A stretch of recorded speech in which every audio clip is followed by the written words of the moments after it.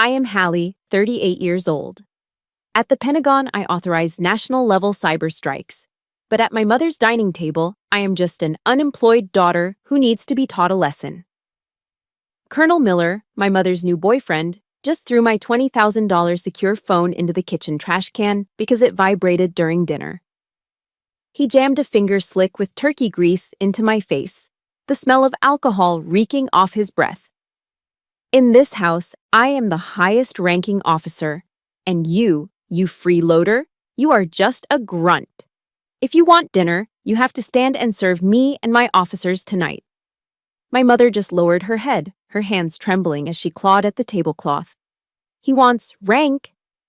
Fine. He has no idea that in the trunk of my beat-up car is a set of dress whites with the silver star of a rear admiral. Tonight, he is going to get the most painful lesson in hierarchy of his life. If you have ever been lectured by someone inferior to you just because they are louder, leave a comment. Hit subscribe now, because this turnaround is for your silence. The air in the dining room was thick, suffocatingly hot, and smelled of stale grease and aggressive masculinity. We were 20 minutes into dinner, and Colonel Richard Miller, Army, retired, logistics, had not stopped talking about himself for 19 of them. You see, logistics is the backbone of the warfighter, Miller declaimed, swirling his glass. He was drinking Evan Williams, but holding the glass like it was Pappy Van Winkle. Back in Germany, in 1990, I managed a fleet of supply trucks that would make your head spin, Hallie. 500 units. Precision. Discipline. That's what's missing from your generation. I sliced into the pot roast on my plate. It was dry. Mom always overcooked the beef when she was nervous, and around Miller, she was perpetually terrified. I took a small bite, chewing mechanically. My face was a mask of polite disinterest, but inside my head, I wasn't in Norfolk. I was running a mental simulation of a polymorphic malware strain we'd detected pinging our servers from a basement in Eastern Europe 3 hours ago. I needed to be monitoring the containment protocols. I needed to know if the firewall held. Are you even listening to me, girl? Miller's voice boomed, snapping me back to the beige reality of the dining room. Yes, Richard, I said, keeping my voice flat. Germany, trucks, 1990, impressive. He narrowed his eyes, sensing the sarcasm but unable to prove it. He took a loud, wet slurp of his bourbon, the ice cubes clinking against his teeth. It was a sound that made my skin crawl, like nails on a chalkboard. You need to show more respect. You're 38, driving a rental car, wearing a hoodie to a Sunday dinner. No husband, no career, just drifting. Mom looked up, her eyes pleading. Please, Hallie. For me. I took a breath. I'm just figuring things out, Richard. That was when it happened. My pocket buzzed. It wasn't a text message. It was a rhythmic, haptic sequence. 2 long, 3 short. Red code, a level 1 breach attempt on the DoD network. My heart rate didn't spike. Training took over. My hand moved instinctively to my hoodie pocket. I needed to secure the device. I needed to authenticate the kill switch. But Miller was faster. His hand shot out across the table, his reflexes fueled by alcohol and rage.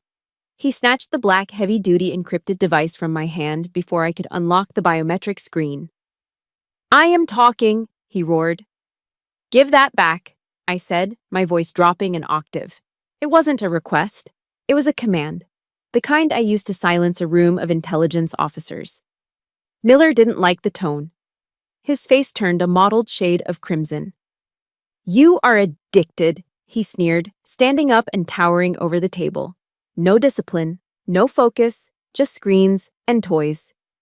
He turned and hurled the device across the room. Time seemed to slow down. I watched the $20,000 piece of classified hardware arc through the air. It didn't hit the floor.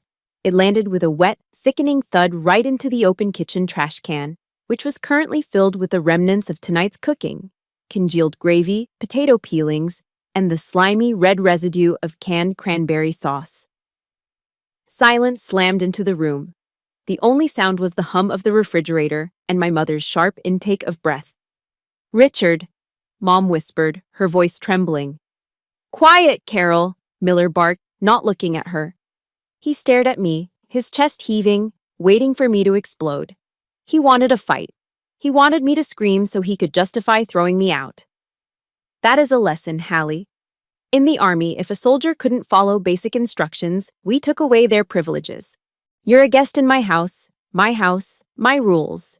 You have zero discipline. You are soft. You think the world owes you a living? I sat frozen.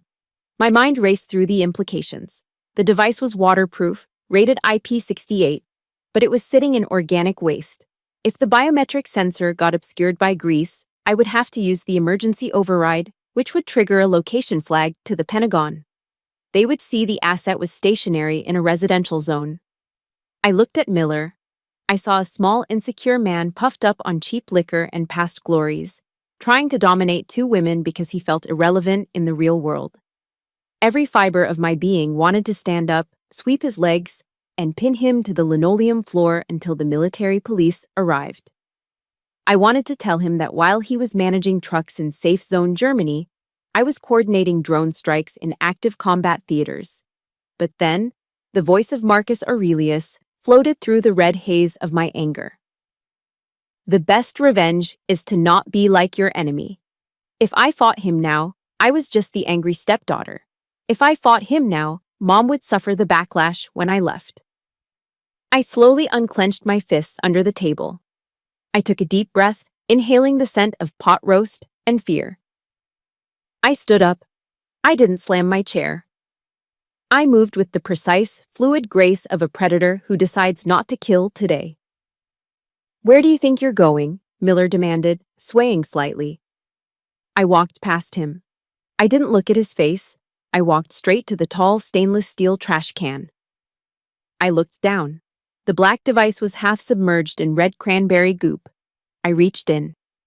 The sensation was revolting. Cold, slimy sauce coating my fingers. I grabbed the phone and pulled it out. Sauce dripped onto the pristine kitchen tiles. Drip, drip, drip. I pulled the sleeve of my gray hoodie down over my hand and methodically wiped the screen clean. I checked the status light, still blinking. Good. I turned to face them. Mom was crying silently now, tears tracking through her foundation. Miller looked confused, his mouth slightly open, waiting for the tantrum that never came. I looked him dead in the eye. My expression was vacant, stripped of all emotion. "You're right, Colonel," I said softly, my voice cutting through the tension like a scalpel. "Discipline is paramount." I turned on my heel and walked toward the back door leading to the garage. "I'm not done speaking to you," Miller shouted at my back. "I need to clean this off properly," I said, opening the door to the cold night air. "And I need to check the oil in my car. It's leaking." I stepped out into the dark garage and closed the door gently behind me, shutting out the sound of his voice. My hands weren't shaking. They were steady. I looked down at the phone. The screen flashed, awaiting biometric authentication. "Ghost actual to command," I whispered into the night air. "Situation unstable. Holding position." Miller thought he had won. He thought he had broken the rebellious teenager. He had no idea he had just declared war on a sovereign power. And I was about to bring the full force of the United States Navy down on his dinner party. The garage was freezing, a sharp contrast to the suffocating heat of the dining room. It smelled of gasoline, old cardboard, and the faint, briny scent of the Elizabeth River that permeated everything in Norfolk. I sat in the driver's seat of my rental, a nondescript gray Ford Taurus, with the engine off and the doors locked. The interior dome light cast a harsh, yellow glow on my hands as I finished sanitizing the phone with an alcohol wipe I kept in the glove box. The cranberry sauce was stubborn, sticky in the charging port, but I finally got it clean. I pressed my thumb against the screen. The biometric sensor read my print and the device unlocked, flooding the small cabin with the blue light of the secure interface. "Ghost actual," I murmured, my voice steady. "Situation contained. False alarm. Hardware integrity confirmed. No extraction required." I waited for the acknowledgement from the automated system at the Pentagon. A single green checkmark appeared. I let out a breath I didn't know I was holding. If I had let that phone stay in the trash, or if Miller had damaged the containment seal, the GPS beacon would have gone active. Within 20 minutes, a black SUV carrying a tactical team from the nearby naval station would have kicked down my mother's front door to recover a classified asset. Miller would have been on the floor in zip ties, which would have been satisfying, but my cover would be blown. To the world and to my mother, I had to remain Hallie the failure, Hallie the drifter. Because Hallie the Rear Admiral, Director of Cyber Warfare Operations, was a ghost. My rank and my work made me a target for foreign intelligence. Anonymity was my armor, and right now, that armor was suffocating me. I shut the laptop, hid the phone under the spare tire in the trunk, and walked back into the house. The kitchen was empty. The trash cans still smelled of wasted food. I could hear the drone of the television from the living room, Miller watching reruns of old war movies, no doubt, and the soft sound of running water from the upstairs bathroom. I climbed the stairs to my old bedroom. It hadn't changed much since I left for the Naval Academy 20 years ago. The same faded blue wallpaper, the same scratch on the floor where I used to drag my desk. But now, it felt less like a sanctuary and more like a storage unit for Miller's ego. Stacked in the corner were boxes labeled Richard's Trophies and Field Gear. His presence was slowly pushing me out of the only space I had left. I sat on the edge of the twin bed, staring at my hands. A moment later, there was a tentative knock. "Hallie." Mom pushed the door open. She had wiped off her makeup, revealing the deep lines of exhaustion etched around her eyes and mouth. She looked smaller than I remembered, her shoulders hunched as if expecting a blow. She smelled of lavender hand lotion, the cheap kind from CVS that she had used since I was a kid. "I brought you some towels," she said softly, placing them on the dresser. She didn't leave. She stood there, wringing her hands together. "I'm sorry about dinner, honey. Richard, he's just passionate. He has high standards." "He's a bully, Mom," I said, keeping my voice low. "He threw my property in the garbage. That's not high standards. That's assault." Mom flinched. She sat down next to me on the bed, but she didn't touch me. She smoothed her skirt over her knees, staring at the floor. "You have to understand," she whispered, her voice trembling. "It's hard for a woman my age in Norfolk. All my friends, their husbands passed away or left. The silence in this house before Richard came along. It was deafening, Hallie. I would sit here at night and the only sound was the refrigerator humming. I felt like I was disappearing." I looked at her, really looked at her. I saw the fear that governed her life, the generational terror of being a single woman in a society built for couples. "He's a colonel," she added, as if the rank excused the abuse. "He takes care of things. He's fixing the roof. He's managing the finances. He's a strong man, Hallie. I need a strong man. I can't do this alone. Please, just bear with him." "For me? I'm not going to let him treat you like a servant," I said. "It's just his way," she pleaded, tears welling up. "He's under a lot of stress. Retirement is hard for men of his stature." She patted my hand, stood up, and left the room, closing the door softly. I sat there for a long time, the anger simmering in my gut. Men of his stature. I stood up and walked over to the dresser where Mom had put the towels. Next to the towels was a small stack of mail she must have brought up earlier and forgotten. My eyes scanned the envelopes. Past due, Dominion Energy. Final notice, Home Depot Credit Services, Virginia ABC Stores, Loyalty Rewards. I frowned. I picked up the Home Depot statement. It was addressed to Carol Campos, my mother. I opened it.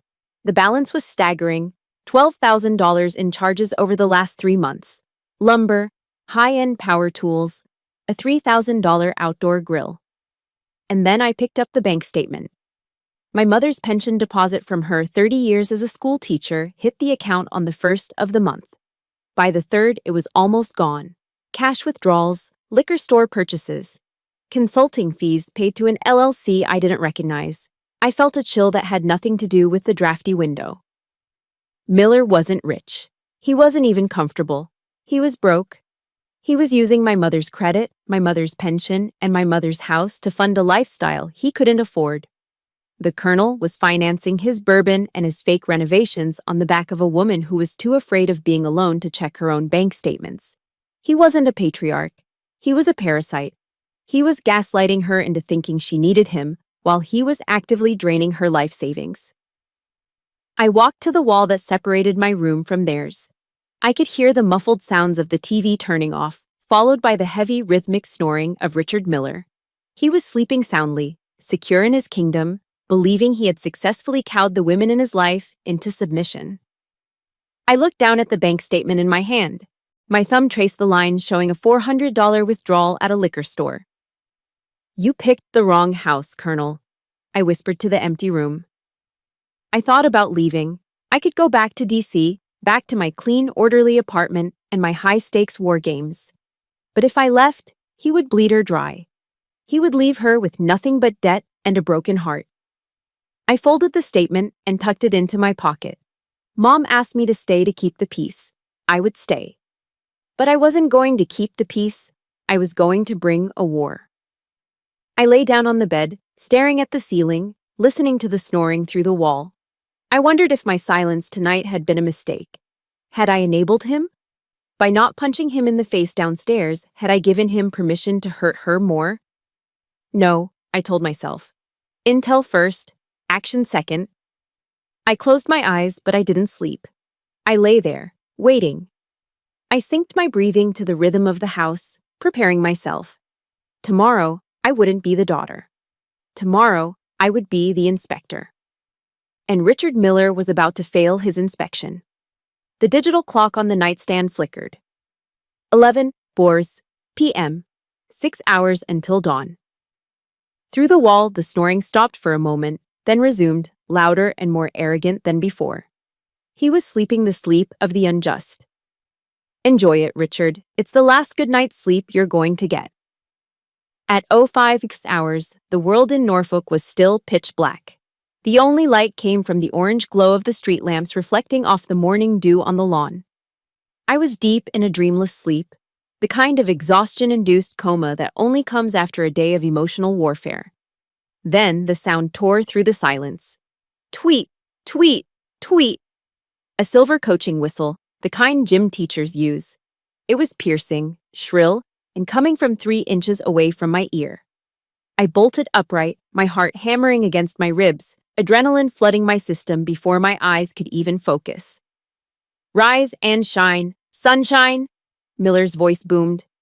He was standing in my doorway, fully dressed in a tracksuit that had been fashionable in 1998, the whistle dangling from a lanyard around his thick neck. Reveille sounded 2 minutes ago.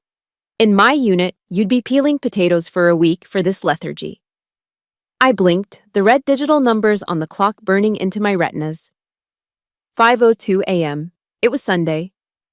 "Get up," he barked, clapping his hands together.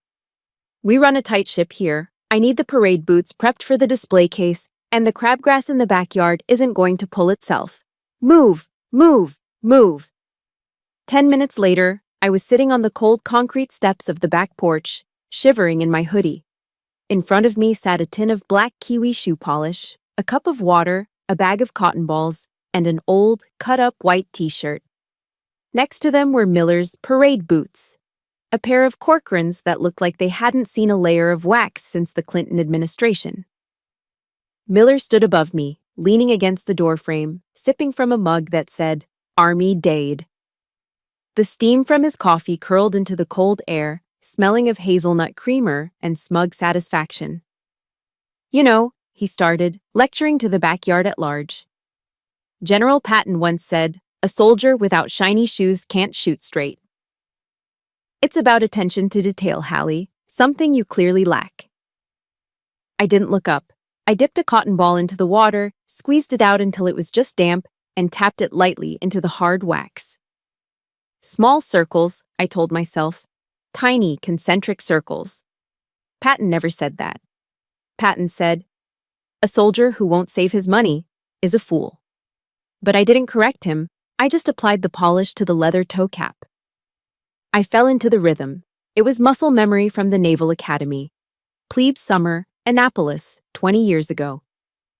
The heat, the screaming upperclassmen, The hours spent making black leather look like obsidian mirrors. My hands knew exactly what to do. Apply wax, work it in, friction, heat.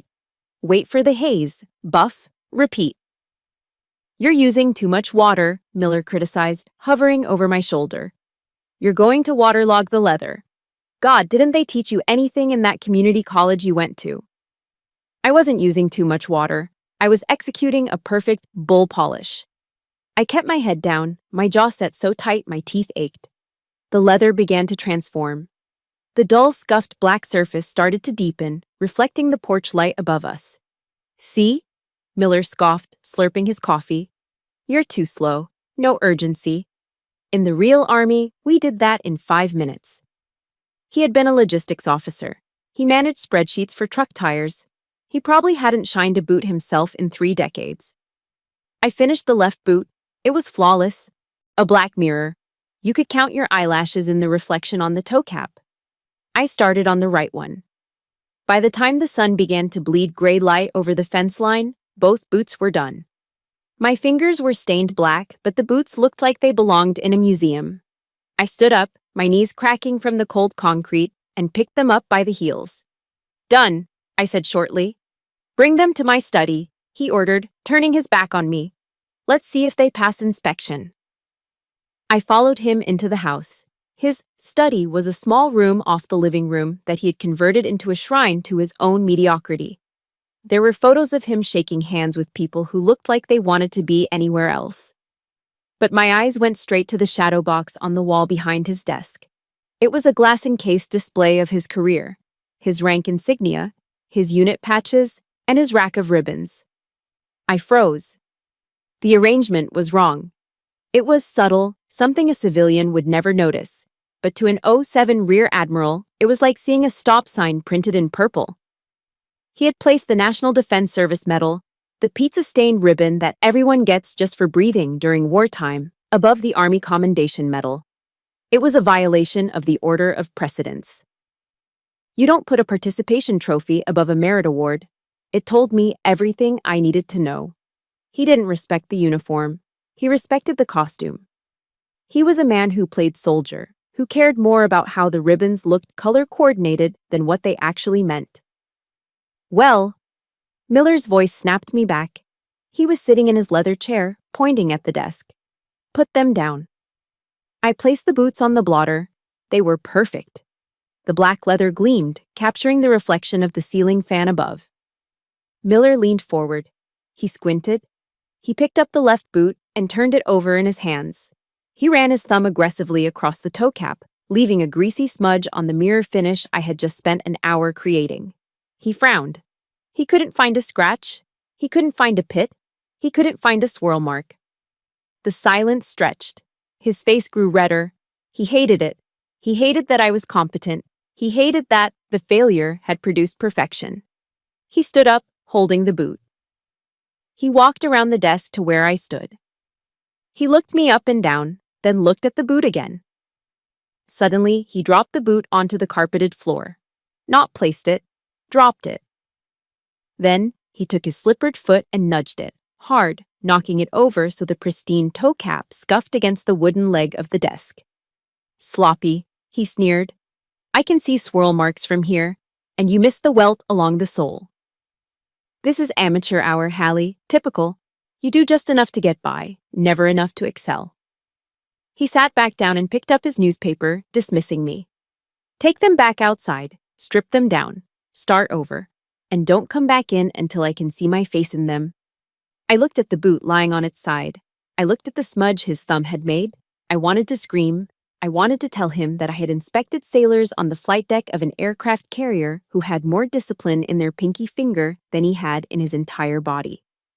I wanted to rip that shadow box off the wall and shove his order of precedence error down his throat. If you have ever had a boss, a parent, or a partner who purposely sabotaged your hard work just to make you feel small, I need you to hit that like button right now. Leave a comment saying, "I see you," so I know I'm not alone in this. I didn't scream. I didn't correct his ribbon rack. "Yes, Colonel," I said. My voice was devoid of life. I bent down, picked up the boots, and walked out of the room. I walked back to the kitchen, but I didn't go outside. I stopped by the back door. My hands were trembling, not from cold, but from the effort of not breaking his neck. I looked down at my own shoes, cheap, muddy running sneakers. Then I looked at the mirror-shined combat boots in my hand. He doesn't know, I thought. He doesn't know he's poking a tiger. Just then, my pocket vibrated. It wasn't the rhythmic red code buzz from last night. It was a standard text vibration. I set the boots down and pulled out my personal burner phone. The screen lit up with a message from an unknown number. Waffle House on East, Little Creek. 20 mics. Come alone. Bring an appetite. I stared at the screen. Only one person in Norfolk used the term mics for minutes and ate at Waffle House on a Sunday morning. I looked back at Miller's study door. He wanted me outside stripping wax? Fine, I'd be outside, just not in his backyard. I grabbed my keys. The colonel could wait. The tiger was hungry. The neon yellow sign of the Waffle House on East Little Creek Road buzzed with a low electric hum, a beacon of grease and sanctuary in the gray morning light of Norfolk. I parked the rental car between a lifted Ford F-150 and a muddy Jeep Wrangler, taking a moment to breathe. The air here didn't smell like Miller's cheap cologne or my mother's fear. It smelled of bacon grease, strong coffee, and exhaust fumes. It smelled like freedom. I pulled my hoodie down tight and walked inside. The diner was already at capacity. The sound was a chaotic symphony specific to the American South. The clatter of heavy ceramic plates hitting formica tables, the hiss of hash browns hitting the hot flat-top grill, and the waitress yelling orders in shorthand code to the cook line. Order up, all-star, scrambled soft, scattered, smothered, and covered. I scanned the room. In the far corner booth, facing the door, always facing the door, sat Grandpa Frank. At 80 years old, Frank looked like he was carved out of granite that had weathered a few storms. He wore a faded blue ball cap with gold lettering, U.S.N. retired. He was a former Master Chief Petty Officer, an E9. In the Navy, admirals might command the fleets, but Master Chiefs run them. He sat with perfect posture, nursing a black coffee, his eyes tracking every person who entered or exited the restaurant. I slid into the booth opposite him. The vinyl seat was cracked and taped over with silver duct tape, pinching my thigh. "You look like hell, kid," Frank said, his voice a gravelly rumble. He didn't smile, but the crinkles around his eyes deepened. That was his version of a hug. "Good morning to you too, Grandpa," I said, signaling the waitress for a coffee. Miller had me up at 500 polishing his boots. He quoted Patton, incorrectly. Frank snorted, shaking his head. Richard Miller wouldn't know George Patton from a hole in the ground. The man was a supply clerk. I checked his record. The waitress dropped a mug in front of me and poured steaming coffee without stopping her gum-chewing rhythm. "What can I get you, hun?" "All-star special," I said. "Waffle, eggs over easy, bacon, hash browns scattered." "You got it." We ate in a comfortable silence for a while. It was the silence of two people who didn't need to fill the air with noise just to prove they existed. I shoveled eggs into my mouth, realizing how hungry I was. The emotional labor of not snapping Miller's neck was burning more calories than a marathon. "Pass the syrup," Frank said, gesturing to the bottle near my elbow. I reached across the table. As I stretched my arm, the hem of my gray hoodie rode up just a few inches. It was a careless movement, one born of fatigue. I saw Frank's eyes drop. They didn't look at the syrup. They locked onto my right hip. Hidden inside the waistband of my jeans, tucked into a minimalist Kydex holster, was the matte black grip of my Sig Sauer P229. It wasn't a civilian carry piece. It was standard issue for naval intelligence and high-ranking officers in hazardous duty zones. I froze. I slowly lowered my arm and pulled the hoodie back down, but it was too late. The atmosphere in the booth shifted instantly. Frank set his fork down. The grandfatherly warmth evaporated, replaced by the sharp, analytical gaze of a man who had spent 30 years hunting submarines in the North Atlantic. "That's a P229, Frank said softly. His voice barely carried over the noise of the jukebox playing country music. Compact frame, no safety. That's not something you buy at a pawn shop, Hallie. I gripped my coffee mug. It's for protection, Grandpa. Single woman traveling alone. Don't lie to me, he cut in, his tone sharp. I know government issue when I see it. And I saw the way you scanned the room when you walked in. You didn't look for a table, you looked for threats. He leaned across the table, his voice dropping to a whisper. Your mother tells me you're unemployed. She says you're drifting. But drifters don't carry federal hardware and they don't have calluses on their trigger fingers. I looked at him. This was the man who taught me how to fish off the pier at Ocean View. The man who snuck me candy when Mom said no. He was the only male figure in my life who hadn't disappointed me.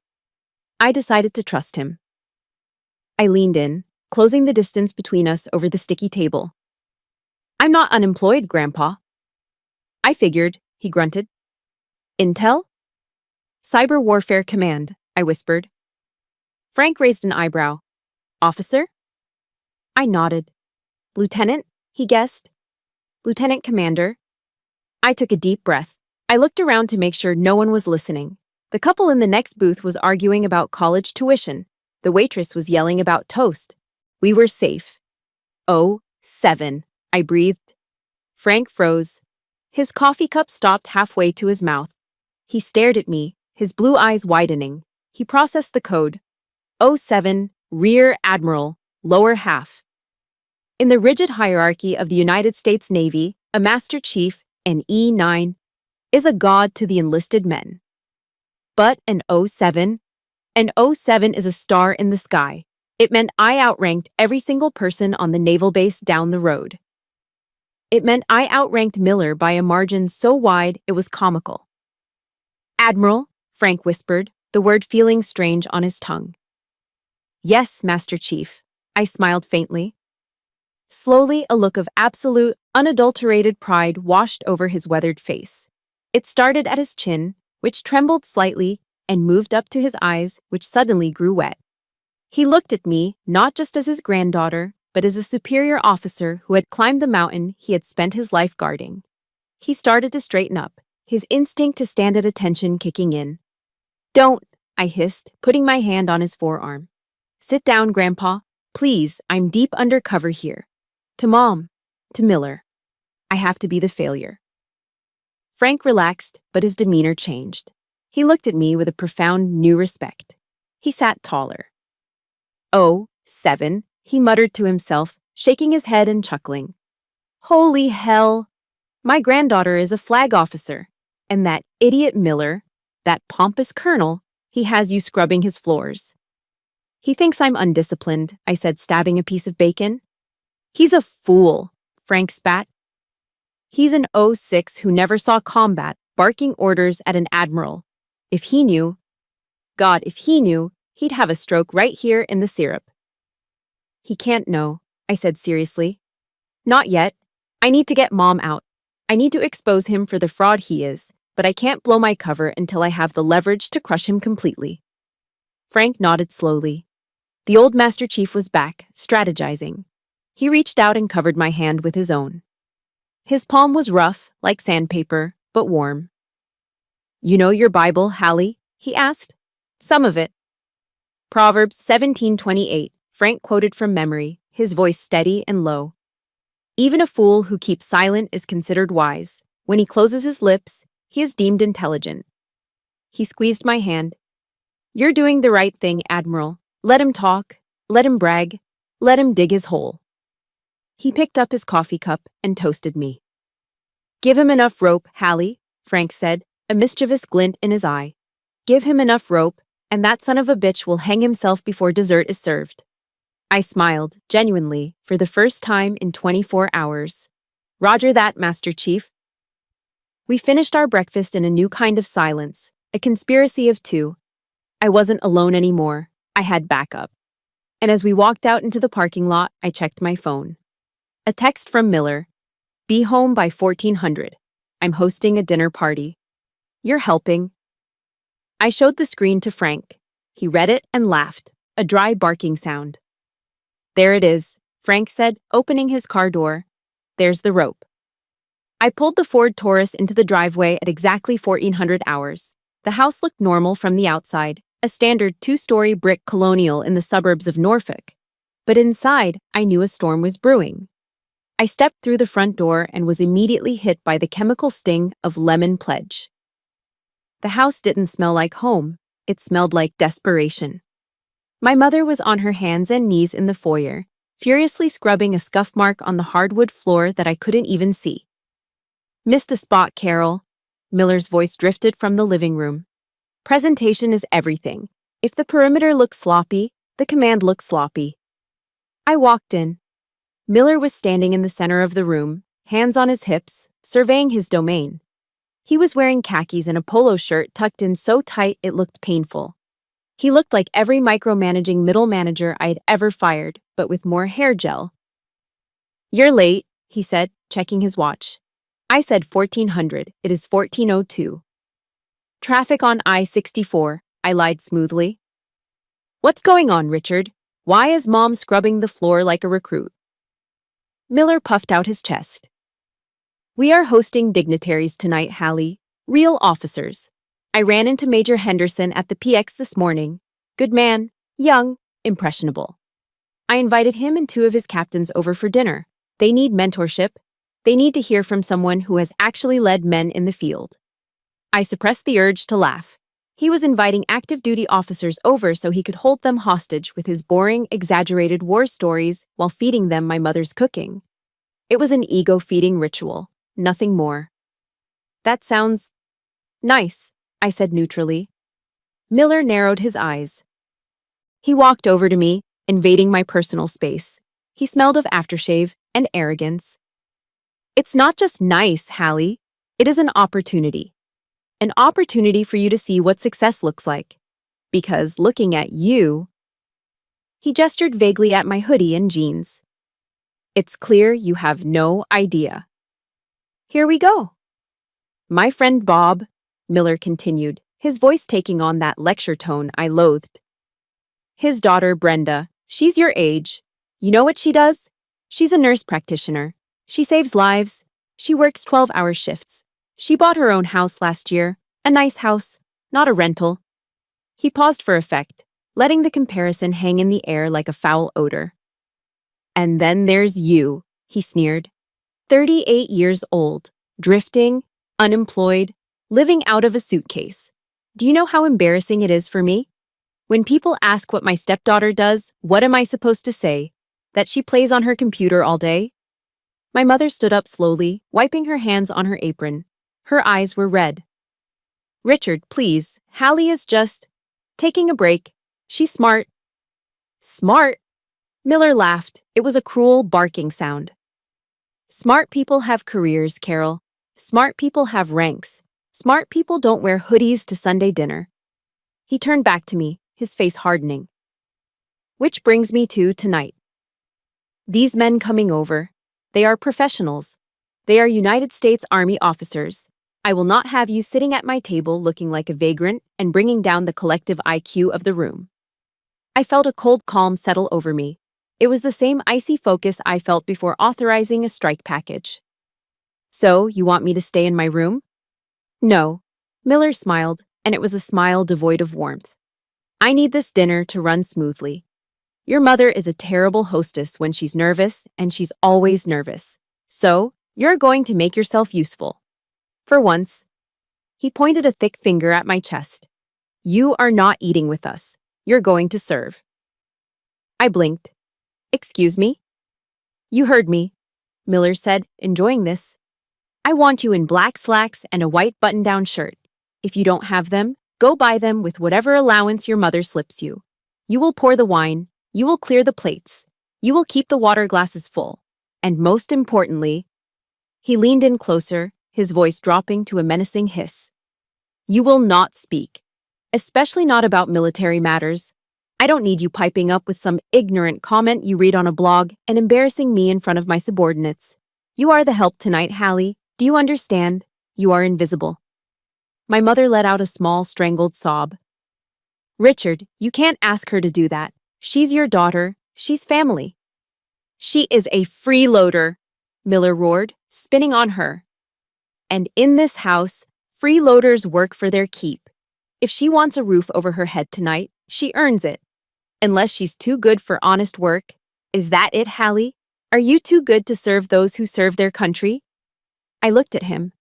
I looked at the man who had drained my mother's pension, who had belittled her existence, and who was now trying to strip away the last shred of my dignity by turning me into a waitress in my own childhood home. He wanted a servant. He wanted someone in black and white to stand in the background and cater to his whims. A thought crystallized in my mind. It was sharp, dangerous, and perfect. Black and white. He wanted me in a white shirt and black trousers. He wanted a uniform. Well, I had a uniform. I looked at Miller. I didn't blink. I didn't cry.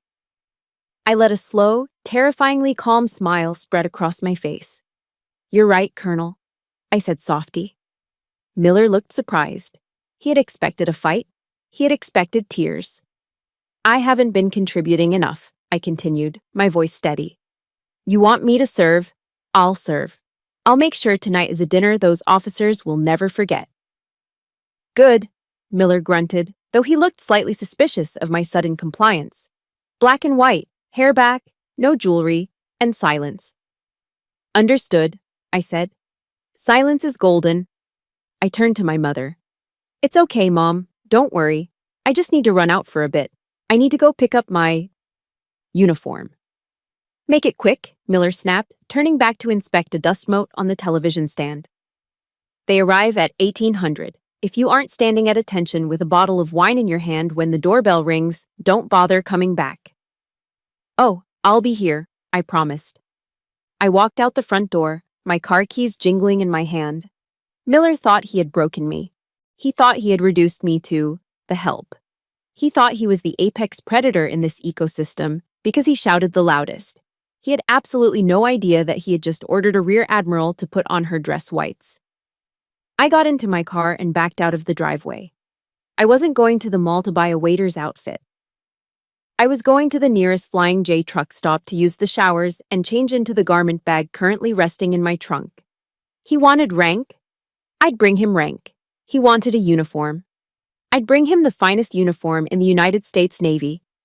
He wanted silence. By the time I was done with him tonight, the silence in that dining room would be deafening. I merged onto the highway, the engine of the Ford Taurus humming beneath me. The ambush was set. The kill zone was defined. Colonel Richard Miller was expecting a servant. He was about to get a commander. I merged onto I-64 West, the engine of the Ford Taurus whining as I pushed it past the speed limit. My hands were loose on the steering wheel, my breathing rhythmic and slow. The anger that had been vibrating in my chest for the last 24 hours was gone. In its place was a cold, crystalline clarity. Miller wanted a show. He wanted a performance. I was going to give him the greatest show of his life. I tapped the voice command on the steering wheel. "Call Evans."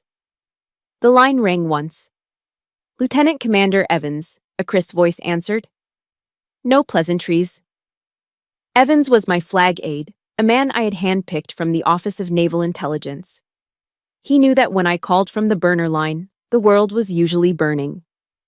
"Evans, this is actual," I said, my voice cutting through the road noise. "Status?" "Secure, Admiral. I'm currently at Naval Station Norfolk, reviewing the weekly readiness reports. Do we have a situation?" "We have a domestic hostile situation," I said. "I am activating the contingency plan. I need you to bring the official vehicle to the rendezvous point, the Walmart parking lot on Military Highway. ETA 15 minutes. There was a brief pause on the line. Evans was processing. "The black SUV, ma'am? The armored one?" "Affirmative. Full flag configuration. Clean it. I want the fender flags ready to mount." "Understood," Evans said, his tone shifting from administrative to operational. "Uniform for the event?" "Service dress whites," I said. "Choker collar, full medals, gloves." "Copy that, Admiral. Dress whites. I'll see you in 15. I hung up. I took the next exit, steering the rental car toward the Flying J Travel Center. It was a massive truck stop, a sprawling complex of diesel pumps and asphalt that smelled of exhaust and fast food. It wasn't glamorous, but it was anonymous, and right now, anonymity was the final stage of my chrysalis. I parked in the back, near the idling 18-wheelers. I popped the trunk. Inside lay the black garment bag that traveled with me everywhere. It was heavy, weighted down by the history and authority contained within. I grabbed it, along with my kit bag, and walked into the travel center. I paid $12 for a private shower suite. The attendant, a tired woman with frizzy hair, handed me a towel and a key code without looking up.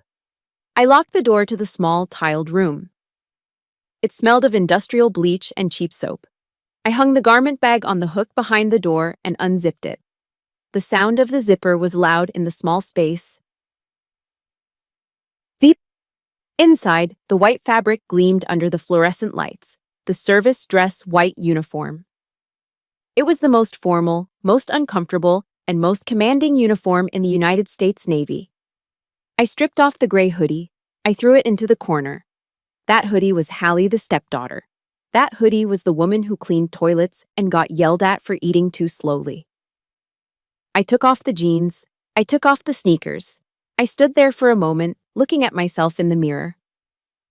I washed my face, scrubbing away the passive expression I had worn for 2 days. When I looked up, the eyes staring back were hard. They were the eyes of a woman who hunted state-sponsored hackers for a living. I stepped into the white trousers. They were tailored perfectly, a sharp crease running down the front that could cut glass. I pulled on the tunic. The high choker collar snapped shut around my neck, forcing my chin up, forcing my spine straight. You cannot slouch in dress whites. It is physically impossible. The uniform demands posture. Then came the hardware. I opened the velvet box, the shoulder boards, hard, black felt with gold lace, and in the center of each board, a single, silver star. Rear Admiral, lower half. I snapped them onto the shoulders of the tunic. Click, click. Next, the ribbon rack. 5 rows of colorful silk rectangles. The Defense Superior Service Medal, the Legion of Merit, the Bronze Star with a V device for valor. Earned not behind a desk, but in a forward operating base in Kandahar when the mortar rounds started falling. I pinned the heavy rack to my chest, checking the alignment in the mirror. Perfectly centered, 1/4 inch above the left pocket. I put on the white gloves. I put on the combination cover, the white hat with the gold scrambled eggs on the visor. The transformation was complete. The woman in the mirror wasn't Carol's daughter anymore. She was a flag officer of the United States Navy. I opened my laptop on the small bench in the changing room. I tethered it to my phone's secure hotspot. One last step. For the last 48 hours, I had been operating under Ghost Protocol. My public files were scrubbed. If you Googled Hallie Campos, you found a few dead links and a fake LinkedIn profile for a logistics consultant. But tonight, Miller had invited active duty officers, young captains, a major. What is the first thing a young officer does when they are invited to a dinner party with a stranger? They do recon. They Google the guests. I logged into the DoD Personnel Command interface. My fingers flew across the keyboard. Subject: Campos, Hallie M. Current status, classified, ghost. I clicked the drop-down menu. Select new status, public inquiries, active duty. I hit enter. The screen refreshed. Status updated. Public profile, visible. Now, if anyone searched for me, the first result would be the official Navy biography. Rear Admiral Hallie Campos, Director of Cyber Warfare, Operations, the Pentagon. The trap was baited. The landmine was armed. I packed up the laptop and the civilian clothes. I picked up the garment bag, now light and empty. I walked out of the Flying J. Heads turned. Truckers stopped chewing their sandwiches. A family of tourists froze near the slushy machine. You don't see a rear admiral in full dress uniform walking out of a truck stop shower every day. I didn't make eye contact. I walked straight to my car, my heels clicking rhythmically on the linoleum. I got in and drove the short distance to the Walmart parking lot. In the far corner, idling like a predatory beast, was a black Chevrolet Suburban with tinted windows and U.S. government plates. Major Evans was standing by the driver's door, looking sharp in his service khakis. When he saw my rental car approach, he snapped to attention. I parked and got out. Evans's eyes widened slightly as he took in the dress whites, but he recovered instantly. He saluted. A crisp, perfect salute. "Admiral," he said. I returned the salute. "At ease, Evans." I tossed my civilian bag into the back of the SUV. "The car is prepped, ma'am," Evans said, opening the rear door for me. "And I have the fender flags in the glove box as requested." "Good," I said. "We have a dinner to attend." "And Evans?" "Yes, Admiral." "When we pull up, I want you to park directly on the lawn, right in front of the window." Evans smirked. "Understood. Aggressive parking maneuvers authorized." I climbed into the back seat of the armored SUV. The leather smelled of government polish and power. I checked my watch. 17:45. 15 minutes until showtime. I looked at my reflection in the darkened window. I thought about Miller's face when he threw my phone. I thought about my mother scrubbing the floor. If you have ever had to remind someone exactly who you are after they treated you like you were nothing, I need you to hit that like button right now. In the comments, type, "I am ready" if you are ready to see this bully get what he deserves. I settled back into the seat. "Let's roll, Evans," I said. "Target is acquired." The black SUV roared to life, and we rolled out onto Military Highway. The hunter was coming home. The dining room of the Miller residence was 80 degrees and smelled of overcooked beef and cheap cologne. It was 15 hours. At the head of the table sat Colonel Richard Miller, Reti, holding court like a feudal lord. He swirled his glass of bourbon, Evan Williams that he had poured into a crystal decanter to pass off as something top shelf, and gestured grandly with a lit cigar that he wasn't actually smoking, just using for effect. Across from him sat his captives, Major David Henderson and two young captains, standardized in their dress shirts and polite expressions. They were active duty Army, assigned to the nearby Joint Expeditionary Base. They were polite, professional, and currently enduring the special kind of hell reserved for junior officers forced to socialize with a senior retiree who thinks he's still in command. "You boys have it easy today," Miller boomed, his face flushed with the first two drinks. "Technology does all the work for you. Drones, satellites. Back in my day, in the lead up to Desert Storm, we didn't have iPads. We had maps, compasses, and grit." Major Henderson shifted slightly in his chair. On his lapel was a combat infantryman badge and a purple heart pin, subtle indicators that he had seen things in the Korangal Valley that Miller had only seen in movies. But Henderson just nodded respectfully.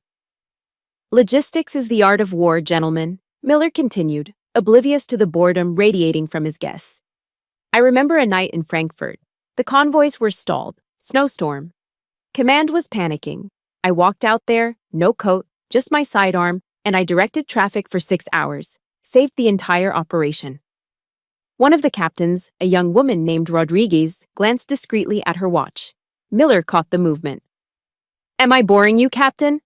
Miller snapped, his joviality vanishing instantly. "No, sir," Rodriguez said quickly, her spine straightening. "Just checking the time, sir. We have an early briefing tomorrow." "Briefings can wait," Miller declared, refilling his own glass. "Wisdom cannot. You listen to those who paved the way." Just then, the swinging door to the kitchen pushed open. Carol Campos entered, carrying a heavy ceramic platter. She looked small and terrified. Her hands, usually steady, were trembling under the weight of the pot roast.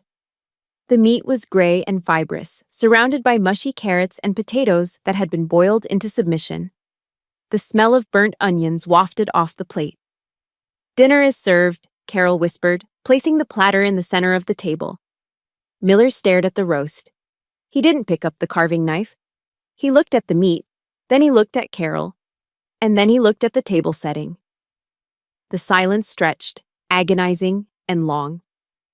"Carol," Miller said, his voice deceptively soft. "Yes, Richard."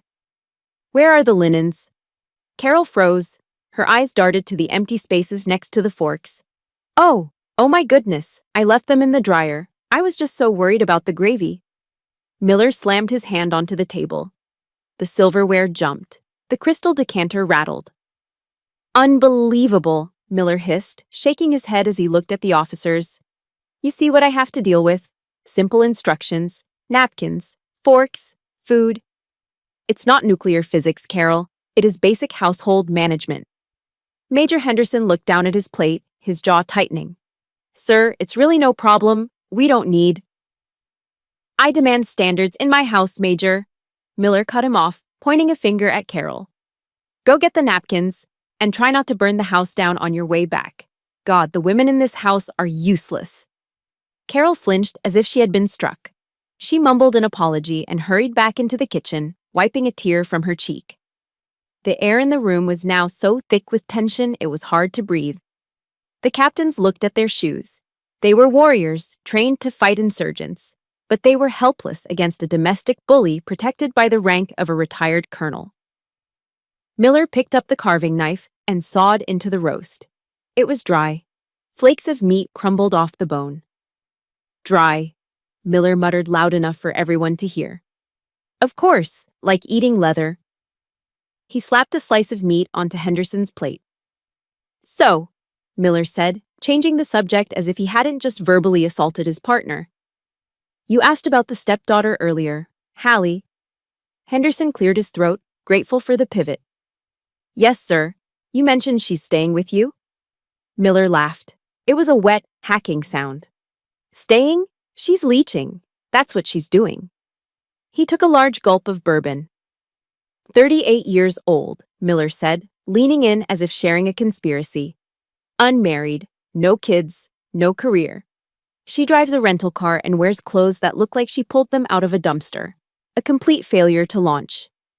That's unfortunate, Henderson said neutrally. Unfortunate? It's embarrassing, Miller spat. I tried to instill some discipline in her.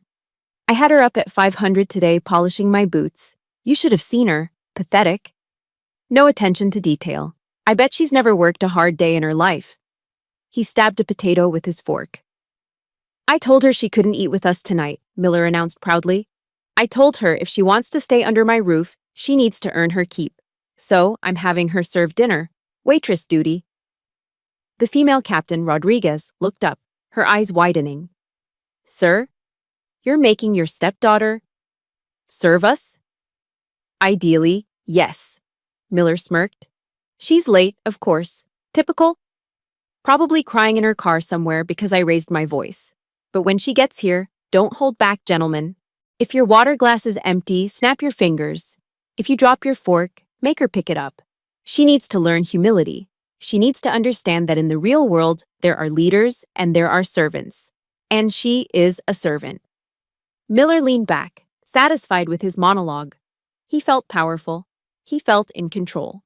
He had his audience, he had his whiskey, and he had his punching bags. Both his wife and her disappointing daughter. She thinks she's special, Miller muttered, swirling the ice in his glass. She walks around with this attitude, like she knows something I don't. Well, tonight, I'm going to break that attitude. I'm going to show her exactly where she stands in the food chain. Major Henderson opened his mouth to say something, perhaps to politely excuse himself from this nightmare. But he was interrupted. Ding dong. The doorbell chimed. It was a crisp, clear sound that cut through the humid tension of the room. Miller checked his watch. 18:05. A slow, malicious smile spread across his face. Speak of the devil, Miller said, pushing his chair back. The legs scraped loudly against the hardwood floor. The maid has arrived. He stood up, adjusting his belt. He looked at the officers with a wink. Excuse me, gentlemen. I need to go welcome her. And by welcome, I mean I'm going to tear a strip off her for being 5 minutes late. You might want to cover your ears. I'm going to use my command voice. Miller strode out of the dining room, marching toward the front door with the confidence of a man walking to his coronation. He was ready to shout. He was ready to belittle. He was ready to crush the spirit of the woman standing on his porch. He reached the front door and grabbed the handle. He yanked it open, his mouth already forming the first word of his insult. You... but the word died in his throat. Because the person standing on the porch wasn't wearing a hoodie. And they certainly weren't a servant. The heavy oak door swung open with violent force. Colonel Richard Miller stood in the doorway, his face a mask of performative outrage, his mouth already open to deliver the blistering lecture he had rehearsed in his head. "You are an absolute disgrace." The word died in his throat. It didn't taper off. It was severed, cut short as if the air had been sucked out of his lungs. Miller blinked. He blinked again. His brain, sodden with cheap bourbon and arrogance, tried to process the image in front of him, but the data didn't match the file. He was expecting a 38-year-old failure in a stained gray hoodie. He was expecting slumped shoulders and averted eyes. Instead, he was looking at a wall of blinding, pristine white. Standing on the porch, bathed in the sharp glow of the halogen security light, was Hallie. But it wasn't his Hallie. She stood 6 inches taller than usual, her spine steel straight. She was wearing the United States Navy service dress white uniform. The high choker collar was fastened tight around her neck, forcing her chin up in a posture of regal defiance.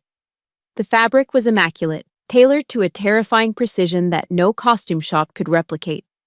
On her head sat the white combination cover, the black visor gleaming. And on that visor, Miller's eyes darted to the gold oak leaf embroidery. Scrambled eggs. That wasn't for junior officers. That was for senior command. His eyes dropped to her shoulders. Hard black shoulder boards, gold lace, and in the center of each board, catching the light like a supernova, sat a single silver star. Rear Admiral. Miller took a stumbling step back, his hand slipping off the doorknob. What is... he stammered, his voice trembling.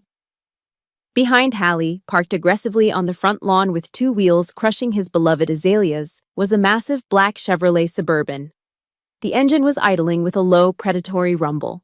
The windows were tinted impenetrable black, and on the front bumper, a flagstaff holder displayed a blue flag with a white star. Lieutenant Commander Evans stood by the rear door of the SUV. He was in his service khakis, looking sharp enough to cut skin. He saw Miller staring, and he didn't smile. He snapped a crisp salute to Hallie's back, then assumed the position of parade rest, watching Miller with the cold, bored expression of a man who guards nuclear secrets for a living. "You're late, Colonel," Hallie said. Her voice was unrecognizable. It wasn't the soft mumble of the stepdaughter. It was the projected, resonant command of a flag officer. She stepped forward. Miller instinctively retreated into the foyer, his legs feeling like jelly. He couldn't understand it. It had to be a joke, a prank. But the medals... His eyes locked onto her ribbon rack. 5 rows. The Defense Superior Service Medal. The Legion of Merit. Ribbons that took a career to earn. They were perfectly aligned, exactly 1/4 inch above her left pocket. Hallie crossed the threshold. The sound of her Corfam shoes on the hardwood floor was sharp and rhythmic. Click, click, click. She walked past Miller as if he were a piece of furniture. She didn't look at him. She looked straight ahead, toward the dining room where the guests were waiting. Miller turned, mouth agape, watching this stranger invade his home. In the dining room, Major Henderson was facing the entryway. He had a forkful of dry pot roast halfway to his mouth. He looked up when he heard the heavy footsteps. Through the archway, he saw the white uniform. He saw the shoulder boards. He saw the star. Major Henderson didn't think. He didn't process. His training, 15 years of Army discipline ingrained into his bone marrow, took over instantly.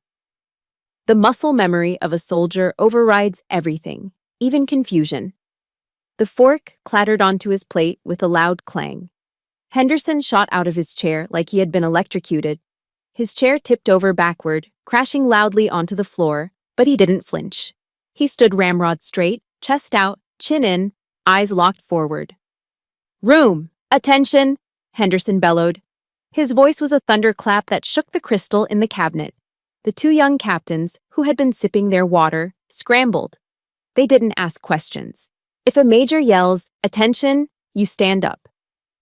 Chairs scraped violently against the wood as they leaped to their feet, snapping their bodies into the rigid position of attention, arms pinned to their sides, thumbs along the seams of their trousers, eyes fixed on a point on the wall. Even Carol, terrified and confused, stood up, clutching her napkin to her chest. The room froze. The silence was absolute.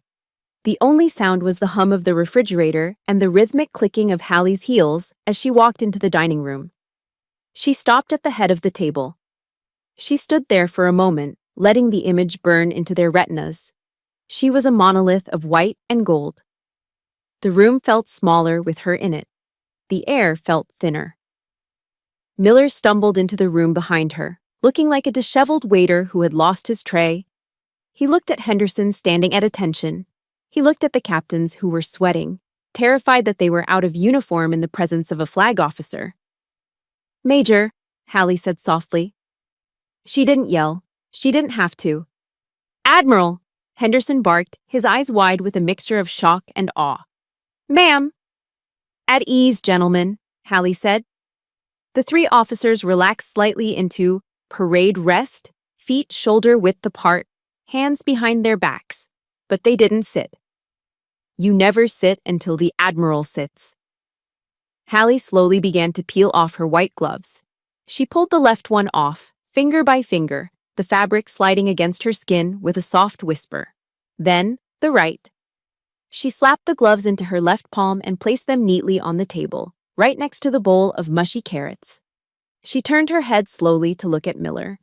He was standing by the sideboard, his face a pale shade of gray. He looked at the star on her shoulder, then at his own reflection in the mirror. A retired colonel in a tight polo shirt, sweating, smelling of cheap whiskey. The contrast was brutal. The hero and the failure had switched places, and the reality was crushing him.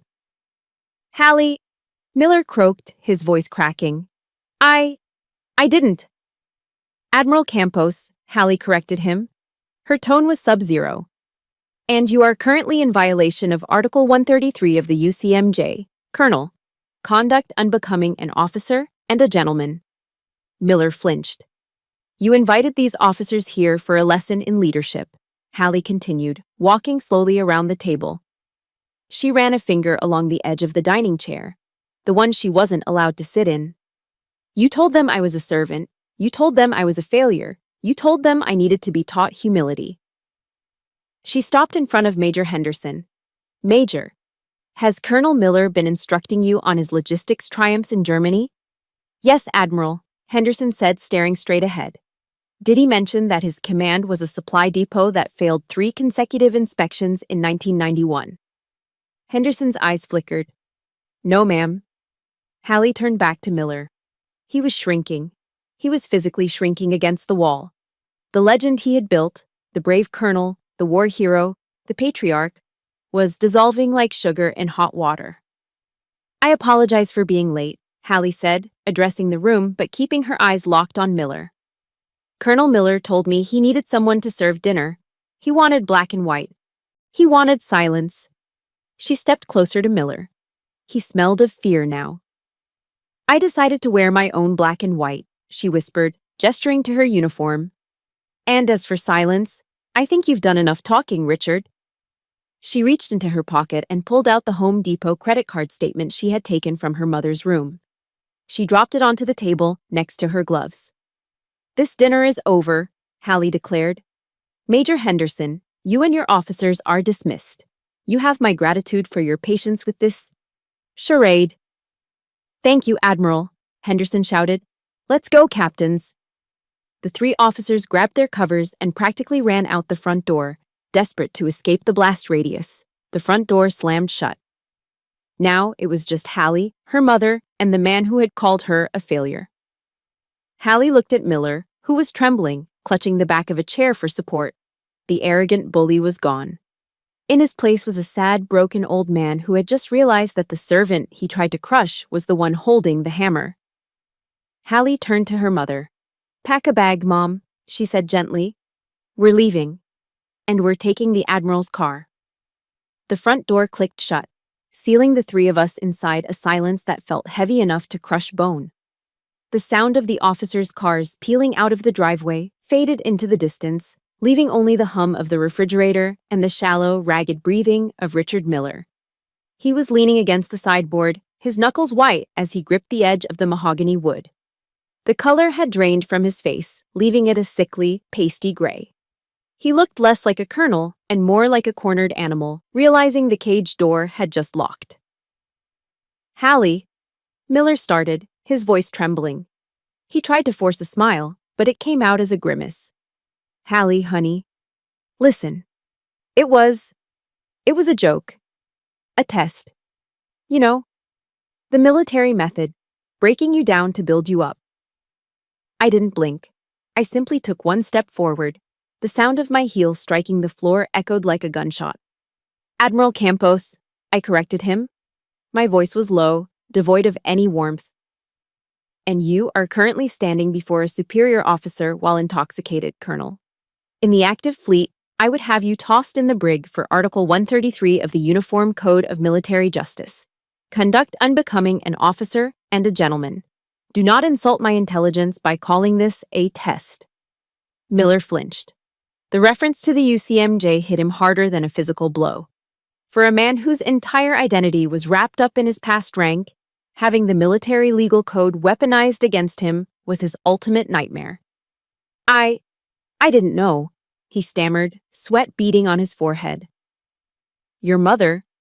She never said." "My mother didn't know because I protect my assets," I said, walking slowly toward the dining table. "Unlike you." I picked up the folded piece of paper I had dropped on the table moments ago. It was the Home Depot credit card statement, stapled to the bank records I had printed from my secure laptop in the car. "You talk a lot about discipline, Richard," I said, unfolding the paper. "You talk about logistics, about management. But looking at these numbers, the only thing you've successfully managed is to embezzle $40,000 from a retired school teacher." My mother, who had been standing frozen near the kitchen door, let out a sharp gasp. "What?" I turned to her. "Mom, come here. Look at this." "Hallie, don't." Miller lunged forward, desperation in his eyes. "That's private. That's household business." I didn't even look at him.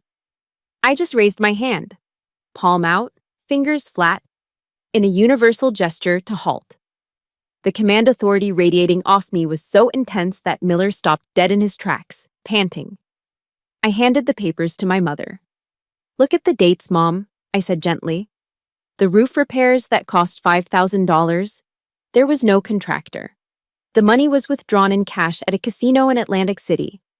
The consulting fees for his LLC, they go straight into a private account that pays for his liquor and his cigar club membership."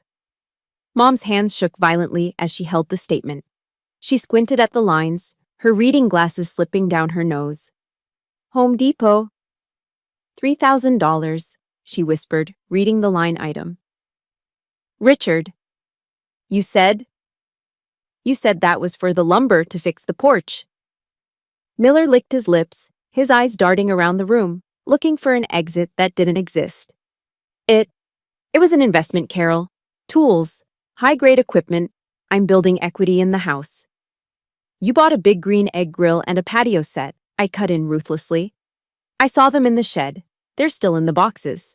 You didn't buy them to fix the house. You bought them because you have a shopping addiction and you're using my mother's pension to fund it." I stepped closer to him, invading his personal space. I towered over him in my heels and cover. "You aren't a provider, Colonel," I hissed. "You're a parasite. You found a lonely woman with a steady state pension and a paid-off mortgage, and you moved in to bleed her dry while treating her like a servant in her own home." Miller slumped. The fight went out of him. He looked at the floor, defeated. The great patriarch, the war hero, the disciplinarian. It was all smoke and mirrors. He was just a sad, broke old man with a drinking problem. I can fix it," Miller mumbled, his voice barely audible. "I'll pay it back. I just need time." "You don't have time," I said. "And you don't have a place here anymore." I turned back to my mother.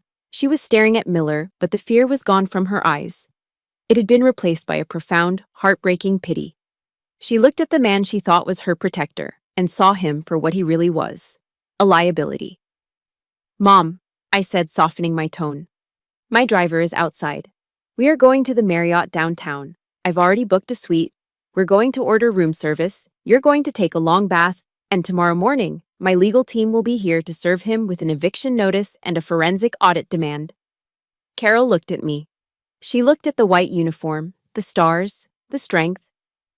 Then she looked back at Miller, who was leaning against the wall, looking old and small. He's got nowhere to go, Hallie, Mom whispered. That is a logistical problem, I said coldly. And since he's the logistics expert, I'm sure he'll figure it out. Mom took a deep breath. She looked down at herself. She was still wearing the floral apron she had put on to cook the pot roast. The roast Miller had insulted. The roast she had slaved over. Slowly, deliberately, she reached behind her back and untied the knot. The sound of the fabric sliding against her dress was the only sound in the room. She pulled the apron over her head. She folded it once, neatly, out of habit. Then she let it drop. It hit the floor with a soft whump. It lay there between them, a flag of surrender that had turned into a declaration of independence. Goodbye, Richard, she said. Her voice didn't tremble. It was steady. Carol, wait! Miller stepped forward, reaching for her hand. You can't just leave. Who's going to take care of the house? She looked at him with a sad smile. I suspect you'll have plenty of time to figure that out before the eviction notice kicks in. She turned to me. I'm ready, Admiral. I offered her my arm. She took it. We walked toward the front door. My heels clicked on the hardwood. Her sensible shoes shuffled softly beside me. We didn't look back. I opened the heavy front door. The cool night air rushed in, smelling of freedom and the exhaust of the waiting SUV. Major Evans was standing by the open rear door of the Suburban, his posture perfect. Evening, ma'am, Evans said to my mother, snapping a salute that was just as crisp as the one he gave me. Welcome aboard. Mom smiled, a genuine shy smile. She climbed into the leather back seat of the armored vehicle. I paused at the threshold. I turned back one last time. Colonel Richard Miller was standing in the middle of the dining room, surrounded by half-eaten food and empty chairs. The crystal decanter of cheap bourbon sat on the table, mocking him. He looked small. He looked obsolete. He looked like a man who had been given enough rope and had done exactly what Grandpa Frank said he would do. Clean up the kitchen, Richard, I said. I hate coming back to a mess. I closed the door. The latch clicked shut with a finality that echoed through the house. I walked down the steps, the silver star on my shoulder catching the moonlight, and got into the car. Let's go, Evans, I said. Mission accomplished. The black SUV pulled away from the curb, leaving the house, and the man inside it disappearing into the darkness of the rearview mirror. In the military, news travels faster than a supersonic jet. We call it scuttlebutt. And the story of what happened in the dining room of Colonel Richard Miller spread through the base like wildfire. By the next morning, the tale of the pompous retired colonel who tried to make a rear admiral serve him pot roast had become legend at the officers' club. The 3 junior officers who had fled the scene didn't keep quiet. Why would they? They had witnessed a masterclass in karma. Miller became a pariah. The consulting contracts he had been fishing for evaporated overnight. No one wanted to do business with a man who was currently under investigation for financial impropriety and who had humiliated himself so thoroughly in front of active duty command.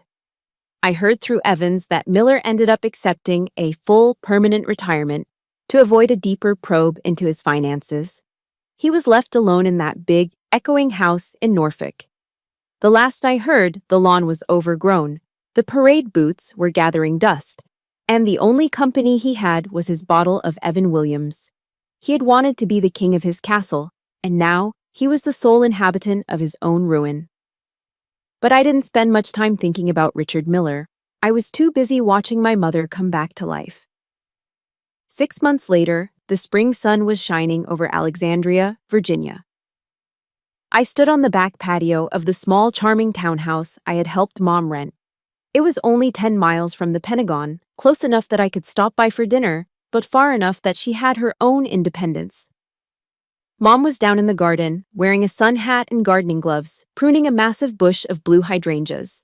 She wasn't wearing an apron. She wasn't looking over her shoulder, terrified that she was doing it wrong. She was humming a song by James Taylor, her hands moving with a confidence I hadn't seen in 20 years. She looked up and saw me watching. She smiled, a real smile that reached her eyes. "Hallie," she called out, waving a trowel. "The soil here is amazing. Look at these blooms." I walked down the steps. "They look great, Mom." She stood up and wiped her forehead. "You know, for years, Richard told me I had a black thumb. He said I killed everything I touched. He wouldn't let me plant anything in the front yard because he said it would ruin the property value." She looked at the vibrant blue flowers, shaking her head. "I realized something, honey," she said softly. "It wasn't me. It was the environment. You can't bloom when someone is constantly blocking your sun." I hugged her. She smelled of earth and expensive sunscreen, the kind she never used to buy for herself because Miller said it was wasteful. "I'm proud of you, Mom," I whispered. "I'm proud of me too," she said, squeezing my hand. "I joined the local garden club yesterday, and I met a nice man named Arthur. He's a retired librarian. He doesn't yell. He just likes to talk about books." I laughed. "A librarian sounds perfect." She was safe. She was happy. She had learned the hardest lesson of all, that being alone is infinitely better than being with someone who makes you feel lonely. But today wasn't just about the garden. Today was the day. 2 hours later, we were at the Washington Navy Yard. The air was crisp, filled with the scent of the Potomac River and the brassy sound of the Navy band playing Ruffles and Flourishes. The white chairs were set up in perfect rows on the manicured grass. Flags snapped in the wind, the stars and stripes, the Navy flag, and my personal flag. It was the change of command ceremony. I stood on the raised platform, wearing my service dress whites. My sword hung at my side. Across from me stood the outgoing Vice Admiral, ready to relinquish authority. But my eyes weren't on the brass. They were scanning the front row. There, sitting next to my mother, was Grandpa Frank. He had refused to wear a suit. "Civvies don't cut it for this, Hallie," he had told me. He was wearing his old dress blue uniform. It was a little tight around the middle, and the fabric was worn, but his gold chevrons and service stripes were polished to a shine. He sat with the rigid posture of a Master Chief Petty Officer, his white hat resting on his knee. As the orders were read, "Rear Admiral Hallie Campos, United States Navy, assumes command." I looked at him. Tears were streaming down his weathered cheeks. He didn't wipe them away. He just nodded at me, a slow, solemn nod of acknowledgement. The E9 saluting the O7. The grandfather saluting the granddaughter who had listened to his advice. Give him enough rope. I had given Miller the rope, and now I was standing here, holding the weight of the fleet on my shoulders. I stepped up to the podium. The microphone hummed. I looked out at the sea of white and khaki uniforms, hundreds of sailors and officers awaiting my orders. I took a breath. I thought about the speech I had written. It was full of strategic goals and cyber warfare doctrine. But in that moment, looking at my mom's radiant face and Grandpa Frank's tears, I decided to go off script for the opening.